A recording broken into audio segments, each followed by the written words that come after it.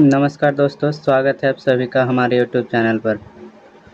आज हम आपके लिए लेकर आए हैं मध्यकालीन भारतीय इतिहास 712 ईस्वी से 1320 ईस्वी तक एमसीक्यू। अगर आप बिहार पुलिस या बिहार दरोगा या अग्जामी किसी भी प्रतियोगी परीक्षा की तैयारी कर रहे हैं तो आज का यह वीडियो आपके लिए बहुत ही महत्वपूर्ण होने वाला है। एमसीक्यू के साथ थियोरी भी लेकर चलेंगे साथ साथ। तो चलिए बिना समय गंवाए इस वीडियो को शुरुआत करते हैं। मध्यकालीन इतिहास क्या है पढ़ना, मध्यकालीन इतिहास के बारे में। चलिए वीडियो को शुरुआत करते हैं। पहला क्वेश्चन है आपके स्क्रीन पर। 712 ईस्वी में सिंध पर अरबों के आक्रमण के समय वहां का शासक कौन था? जवाब दीजिएगा आप लोग। ऑप्शन ए दाहिर, बी था चच, सी है जयपाल, डी है अनंतपाल। फटाफट आप लोग जवाब दीजिएगा कमेंट में। 712 ईस्वी में सिंध पर अरब के आक्रमण के समय वहां का शासक कौन था? बताइएगा आप लोग।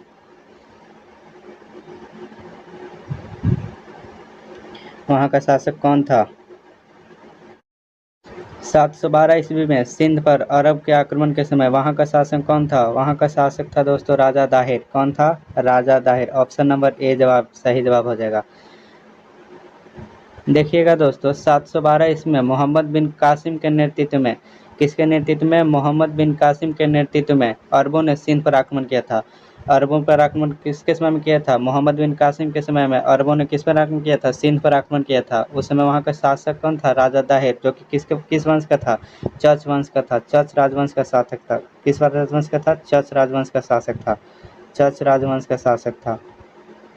राजा दाहिर किस वंश का था? चच राजवंश का शासक था। नेक्स्ट क्वेश्चन है, भारत पर आक्रमण करने वाला प्रथम मुस्लिम आक्रमणकारी कौन था? फटाफट आप लोग जवाब दीजिएगा। भारत पर आक्रमण करने वाला प्रथम मुस्लिम आक्रमणकारी कौन था? यह कौन था? मोहम्मद बिन कासिम था। कौन था? मोहम्मद बिन कासिम था। मोहम्मद बिन कासिम था। भारत पर आक्रमण करने वाला प्रथम मुस्लिम आक्रमणकारी मोहम्मद बिन कासिम था, जिसने 712 ईस्वी में सिंध पर विजय प्राप्त किया था। मोहम्मद बिन कासिम ने 712 ईस्वी में किस पर विजय प्राप्त किया था? सिंध पर विजय प्राप्त किया था। किस पर विजय प्राप्त किया था? सिंध पर विजय प्राप्त किया था। मोहम्मद बिन कासिम ने 712 ईस्वी में सिंध पर विजय प्राप्त किया था। नेक्स्ट क्वेश्चन है आपका तीसरा नंबर, सिंध के इतिहास और अरब आक्रमण की जानकारी देने वाला प्रमुख फारसी ग्रंथ चचनामा मूल रूप से किस भाषा में लिखा गया था? जी हाँ दोस्तों, चचनामा किस भाषा में लिखा गया था? आप लोग कमेंट कीजिएगा। फारसी में, अरबी में, तुर्की में या फिर संस्कृत में? सिंध के इतिहास और अरब आक्रमण की जानकारी देने वाला प्रमुख फारसी ग्रंथ क्या था? चचनामा कैसा ग्रंथ था? फारसी ग्रंथ था, जो मूल रूप से किस भाषा में लिखा गया था? यह किस भाषा में लिखा गया था? यह लिखा गया था अरबी भाषा में। ऑप्शन नंबर बी इसका करेक्ट जवाब हो जाएगा। किस भाषा में था? अरबी भाषा में था। चशनामा मूल रूप से किस भाषा में था? अरबी भाषा में लिखा गया। इसका बाद में किसने? बाद में अली कुफी ने। बाद में कौन? अली कुफी ने इसका अनुवाद किया था। अली कुफी ने इसका क्या किया था? अनुवाद किया था। किस भाषा में किया था? फारसी भाषा में। अली कुफी ने इस भाषा का अनुवाद किया था फारसी भाषा में। चशनामा का फारसी में अनुवाद किया था किसने? अली कुफी ने किया था। नेक्स्ट क्वेश्चन है आपका स्क्रीन पे बताइएगा। प्रश्न 4 है, भारत के सर्वप्रथम जजिया कर लगाने का श्रेय किसे दिया जाता है? कमेंट कीजिएगा आप लोग। जजिया कर लगाने का श्रेय किसे दिया जाता है? बताइएगा दोस्तों, जजिया कर लगाने का श्रेय किसे दिया जाता है? अलाउद्दीन खिलजी को, मोहम्मद बिन कासिम को, फिरोज शाह तुगलक या औरंगजेब को? किसे दिया जाता है? यह दिया जाता है मोहम्मद बिन कासिम को। मोहम्मद बिन कासिम ने 712 ईस्वी में, कब? 712 ईस्वी में सिंध विजय के पश्चात भारत में पहली बार किस पर? गैर मुसलमान पर जजिया कर लगाया था। किस पर लगाया था? मोहम्मद बिन कासिम ने 712 ईस्वी में सिंध विजय के पश्चात गैर मुसलमान पर क्या लगाया था? जजिया कर लगाया था। किस पर लगाया था? गैर मुसलमान पर जजिया कर लगाया था। नेक्स्ट क्वेश्चन है आपका राउर का युद्ध 712 ईस्वी में किसके बीच लड़ा गया था? बैटल ऑफ राउर। राउर का युद्ध किसके बीच लड़ा गया था?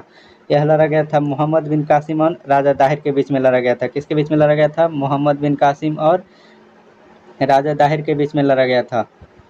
राउर का युद्ध 712 ईस्वी में किसके बीच लड़ा गया? मोहम्मद बिन कासिम और सिंध के राजा दाहिर के मध्य हुआ था, जिसमें दाहिर की क्या हो गई थी? मौत हो गई थी। दाहिर की क्या हो गई थी? मृत्यु हो गई थी, जिसमें दाहिर मारा गया था।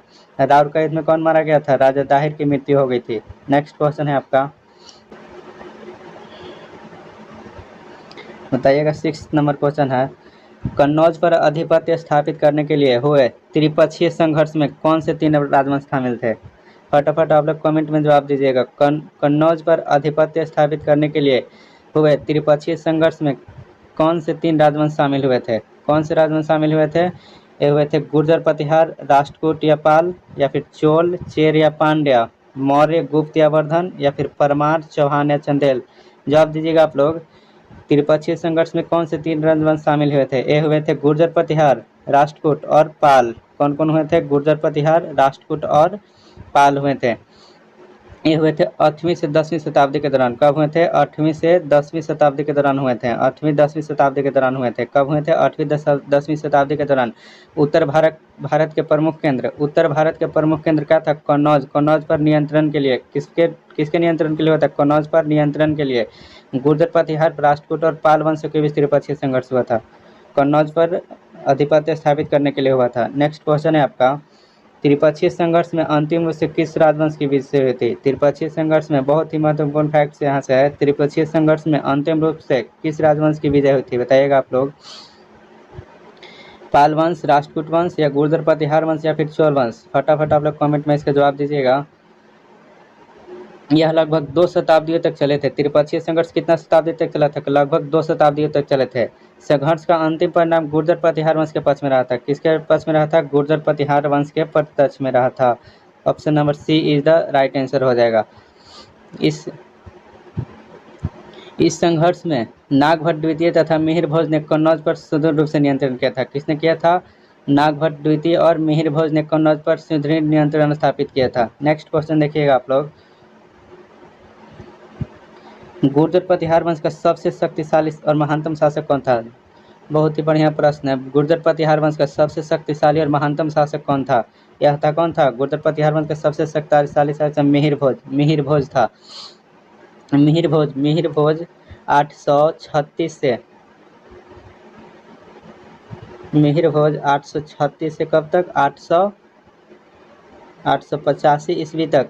836 से 885 ईस्वी तक गुर्जर प्रतिहार वंश का प्रतापी राजा रहा था। कब से कब तक रहा था? 836 से 885 ईस्वी तक। उसने आदि वराह की उपाधि धारण की थी। मिहिर भोज ने किसकी उपाधि धारण की थी? आदि वराह की। किसकी उपाधि धारण की थी? आदि वराह की। आदि वराह की उपाधि धारण की थी।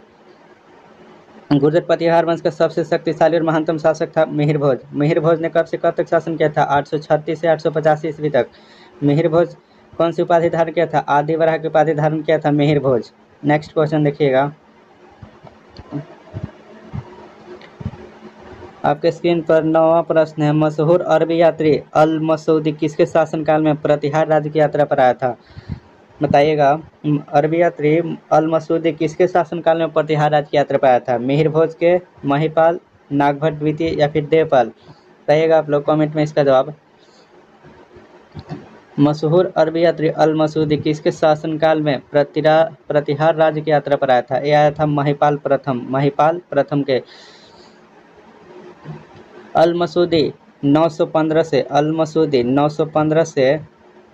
916 से कितना? 916 ईस्वी में महिपाल प्रथम के समय कन्नौज आया था। कब आया था? महिपाल प्रथम के समय में कहाँ आया था? कन्नौज में आया था। कहाँ में आया था? ये कन्नौज में आया था। कन्नौज में आया था। उसने प्रतिहार राजाओं को अल गुर्जर तथा राजा को बौरा कहा था। क्या कहा था? प्रतिहार राजाओं को क्या कहा था? अल गुर्जर तथा राजा को क्या कहा था? बौरा कहा था। नेक्स्ट क्वेश्चन है आपका 10 नंबर प्रश्न है, प्रसिद्ध विद्वान राजशेखर जिन्होंने कर्पूर मंजरी और काव्य मीमांसा की रचना की किस प्रतिहार राजा के राजकवि थे? बताइएगा। प्रसिद्ध विद्वान राजशेखर जिन्होंने कर्पूर मंजरी की रचना किसने की थी? राजशेखर। और काव्य मीमांसा की रचना किसने की थी? राजशेखर की रचना की। यह किस प्रतिहार राजा के राजकवि थे? बताइएगा आप लोग। यह थे महेंद्रपाल राजा के राजकवि थे। किसके राजपाल कवि थे? महेंद्रपाल प्रथम के। राजशेखर प्रतिहार शासक महेंद्रपाल प्रथम तथा उसके पुत्र महिपाल प्रथम के गुरु और राजकवि थे। नेक्स्ट क्वेश्चन है, बंगाल के पाल वंश के संस्थापक कौन था? बंगाल के पाल वंश के संस्थापक कौन था? पाल वंश के संस्थापक कौन हो जाएगा? गोपाल हो जाएंगे, जो कि 750 ईस्वी में 750 ईस्वी में पाल बंगाल में अराजकता को समाप्त करने के लिए जनता सामंतों ने गोपाल को राजा चुना था, जिसने पाल वंश की स्थापना किया था। किसको राजा चुना था? गोपाल को। किस क्या फैलाने के लिए? अराजकता फैलाने के लिए, अराजकता को समाप्त करने के लिए, सॉरी, अराजकता को समाप्त करने के लिए गोपाल को राजा चुना गया था, जिसने क्या किया था? पाल वंश की स्थापना किया था। पाल वंश की स्थापना किया था गोपाल ने। नेक्स्ट क्वेश्चन है आपके स्क्रीन पर, विक्रमशिला विश्वविद्यालय की स्थापना किसने किया था? विक्रमशिला विश्वविद्यालय की स्थापना किस पाल शासक ने की थी? किस पाल शासक ने की था? यह किया था धर्मपाल ने। कौन किया था? धर्मपाल ने। विक्रमशिला विश्वविद्यालय की स्थापना कौन किया था? धर्मपाल ने। यह कब किया था? धर्मपाल किस धर्म का संरक्षक था? यह था बौद्ध धर्म का संरक्षक था। धर्मपाल किस धर्म का संरक्षक था? बौद्ध धर्म का संरक्षक था। किस धर्म का संरक्षक था? बौद्ध धर्म का संरक्षक था। उसने बिहार के भागलपुर में, विक्रमशिला कहाँ है? भागलपुर में। विक्रमशिला विश्वविद्यालय कहाँ है? भागलपुर में। कहाँ है दोस्तों? भागलपुर में। कहाँ है? भागलपुर में। विक्रमशिला विश्वविद्यालय कहाँ है? भागलपुर में।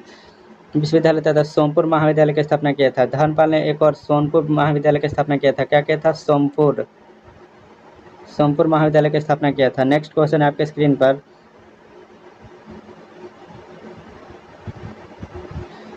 बताइएगा, सुमात्रा के शैलेंद्र वंशी शासक बाल पुत्रदेव के अनुरोध पर किस पाल शासक ने नालंदा में एक बौद्ध विहार बनाने के लिए 5 गांव दान में दिया था? बहुत ही बढ़िया क्वेश्चन है। सुमात्रा के शैलेंद्र वंशी शासक बाल पुत्रदेव के अनुरोध पर किस पाल शासक ने नालंदा में एक बौद्ध विहार बनाने के 5 गांव दान में दिया था? धर्मपाल दिया था, या देवपाल, महिपाल, या फिर विग्रहपाल? बहुत ही बढ़िया प्रश्न है। यह भी दिया था देवपाल। कौन दिया था? देवपाल ने दिया था। बौद्ध विहार बनाने के लिए 5 गांव दान में कौन दिया था? देवपाल ने दिया था, जो कि शैलेंद्री वंश का शासक था। बौद्ध विहार की रखवाली तो कितने गांव में दान दिया था? 5 गांव दान में दिया था। नेक्स्ट प्रश्न है आपके स्क्रीन पर, राष्ट्रकूट वंश का संस्थापक कौन था? राष्ट्रकूट वंश का संस्थापक कौन था? राष्ट्रकूट वंश का संस्थापक कौन था? दंती दुर्ग, कृष्ण प्रथम, अमोघवर्ष, या फिर ध्रुव? राष्ट्रकूट वंश का संस्थापक कौन था? दंती दुर्ग था। राष्ट्रकूट वंश का संस्थापक कौन था? दंती दुर्ग, जिसने 753 ईस्वी में इसने दंती दुर्ग ने चालुक्यों की अधीनता समाप्त कर मान्यखेत को राजधानी बनाकर, दंती दुर्ग ने किसको अपना राजधानी बनाया था? मान्यखेत को बनाया था। मान्यखेत को बनाया था। किसने अपनी राजधानी बनाया था? मान्यखेत को। मान्यखेत को अपना राजधानी बनाकर राष्ट्रकूट साम्राज्य की नींव रखी थी। किसको राजधानी बनाकर राष्ट्रकूट की नींव रखी थी? मान्यखेत को अपनी राजधानी बनाकर दंती दुर्ग राष्ट्रकूट वंश की नींव रखी थी। नेक्स्ट क्वेश्चन है आपका, एलोरा का प्रसिद्ध कैलाश मंदिर गुफा संख्या 16 का निर्माण किस राष्ट्रकूट राजा ने करवाया था? किस राष्ट्रकूट राजा ने करवाया था? गुफा संख्या 16 का निर्माण किस राष्ट्रकूट राजा ने करवाया था? एक करवाया था दंती दुर्ग ने। किसने करवाया था? दंती दुर्ग ने। राष्ट्रकूट राजा अमोघवर्ष। नेक्स्ट क्वेश्चन, अलोरा के प्रसिद्ध कैलाश मंदिर का निर्माण किस राष्ट्रकूट राजा ने करवाया था? एक करवाया था दंती दुर्ग ने करवाया था। कौन करवाया था? दंती दुर्ग ने। सॉरी दोस्तों, यहाँ पे होगा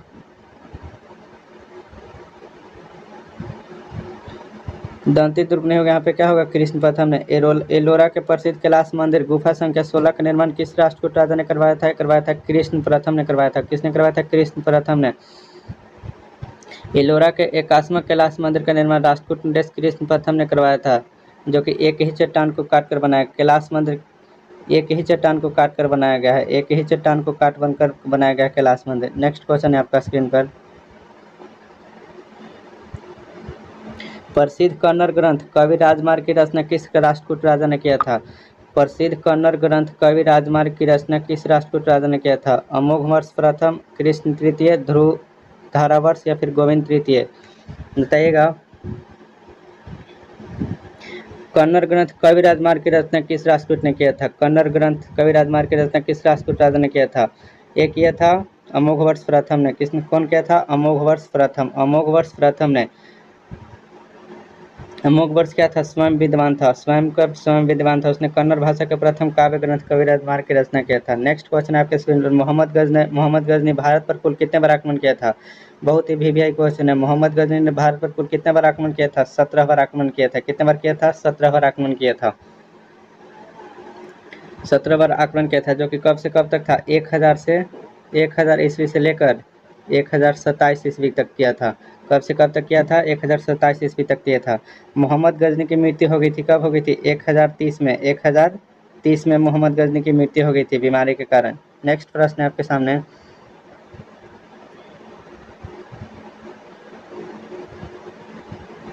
मोहम्मद गजनी का भारत पर सबसे प्रसिद्ध और विनाशकारी आक्रमण 1025 ईस्वी में किस मंदिर पर हुआ था? खजुराहो मंदिर पर, सोमनाथ मंदिर, जगन्नाथ मंदिर या फिर सूर्य का कोणार्क का सूर्य मंदिर पर? किस पर हुआ था? मोहम्मद गजनी का भारत पर सबसे प्रसिद्ध और विनाशकारी आक्रमण 1025 ईस्वी में यह हुआ था सोमनाथ मंदिर पर हुआ था। कहाँ पर हुआ था? सोमनाथ मंदिर पर हुआ था। 1025 ईस्वी में मोहम्मद गजनी ने गुजरात के प्रसिद्ध एक सोमनाथ मंदिर कहाँ था? गुजरात में था। गुजरात में था। गुजरात के सोमनाथ मंदिर, गुजरात के सोमनाथ मंदिर पर आक्रमण कर भारी मात्रा में धन और संपत्ति लूटा था। उस समय गुजरात का शासक कौन था? भीम द्वितीय था। उस समय गुजरात का शासक कौन था? भीम प्रथम था।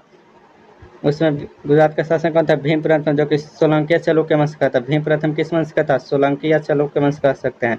सोलंकी या फिर चालुक्य वंश का था। किस वंश का था? सोलंकी या चालुक्य वंश का। मोहम्मद गजनी का भारत पर सबसे प्रसिद्ध और चर्चित आक्रमण रहा 1025 ईस्वी में सोमनाथ मंदिर। सोमनाथ मंदिर वर्तमान में कहाँ है? गुजरात में है। उसमें गुजरात का शासक कौन था? भीम प्रथम था। भीम प्रथम किस वंश का था? सोलंकी या चालुक्य वंश का था। नेक्स्ट प्रश्न आपके स्क्रीन पे। मोहम्मद गजनी का अंतिम भारतीय आक्रमण 1027 ईस्वी में किसके विरुद्ध रहा था? चंदेलों के विरुद्ध, जाटों के विरुद्ध, सोलंकियों के विरुद्ध या प्रतिहारों के विरुद्ध?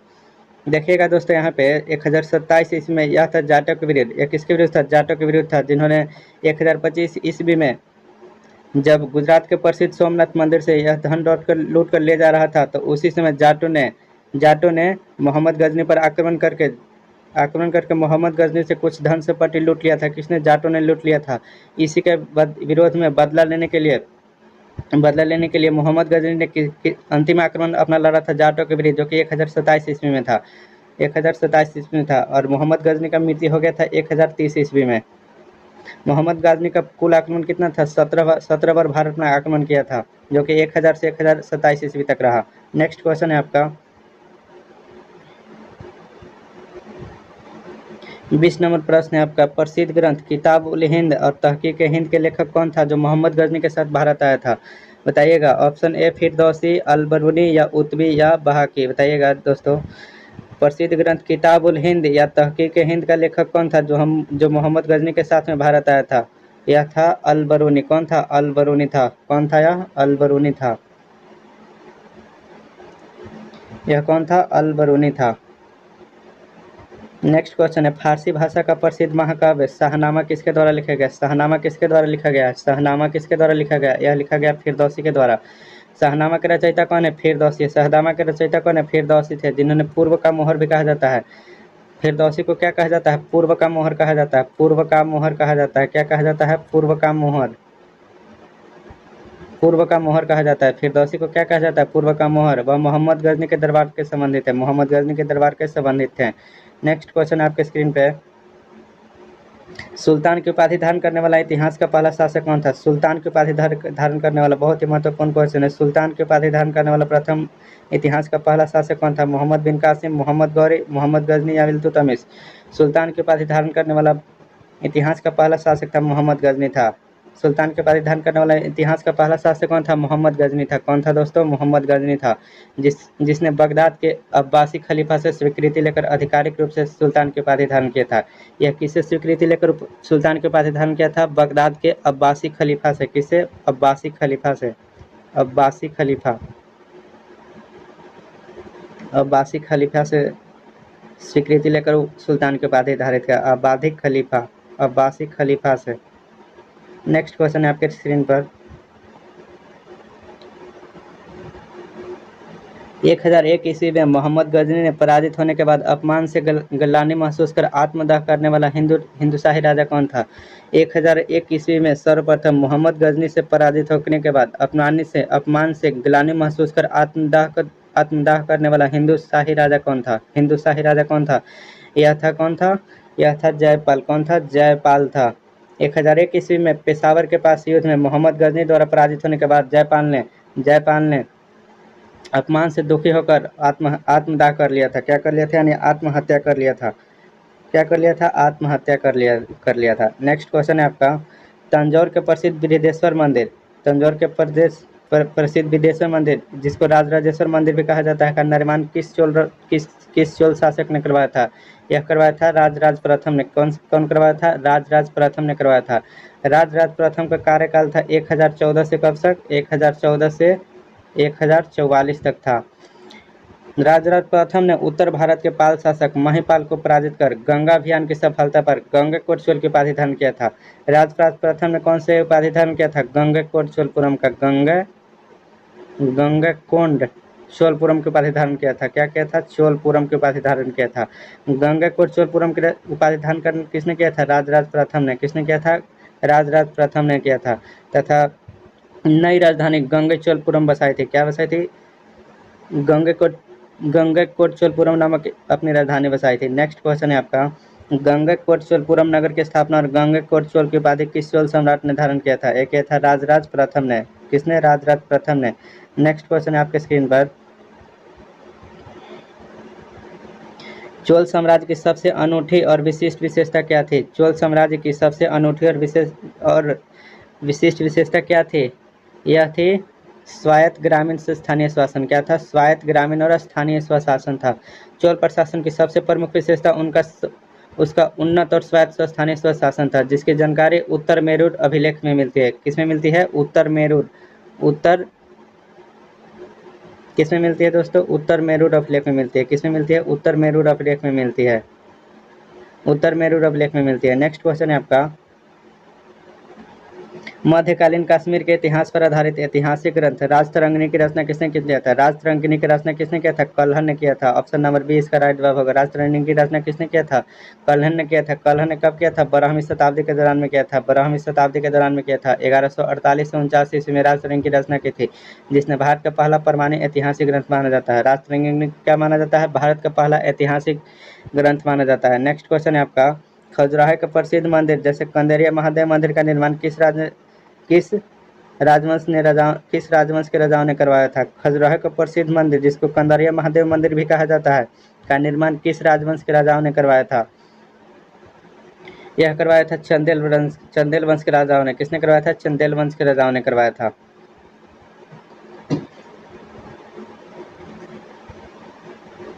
नेक्स्ट क्वेश्चन है आपका स्क्रीन पर 29 नंबर क्वेश्चन है, गुजरात के अनहिलवाड़ के किस सोलंकी राजा ने आबू पर्वत वर्तमान में कहाँ? आप लोग कमेंट कीजिए। आबू पर्वत दिलवारा के प्रसिद्ध जैन मंदिर आबू पर्वत माउंट आबू पर है। माउंट आबू जो कि राजस्थान में है। दिलवारा के प्रसिद्ध जैन मंदिर का निर्माण करवाया था उनके मंत्री विमल शाह द्वारा। वह कौन था? गुजरात के अनहिलवाड़ के किस सोलंकी राजा ने आबू पर्वत पर दिलवारा के प्रसिद्ध जैन मंदिर का निर्माण करवाया था? फटाफट आप लोग कॉमेंट में इसका जवाब दीजिएगा। यह करवाया था भीम प्रथम ने। किसने करवाया था? भीम प्रथम ने करवाया था। भीम प्रथम किसके समान थे?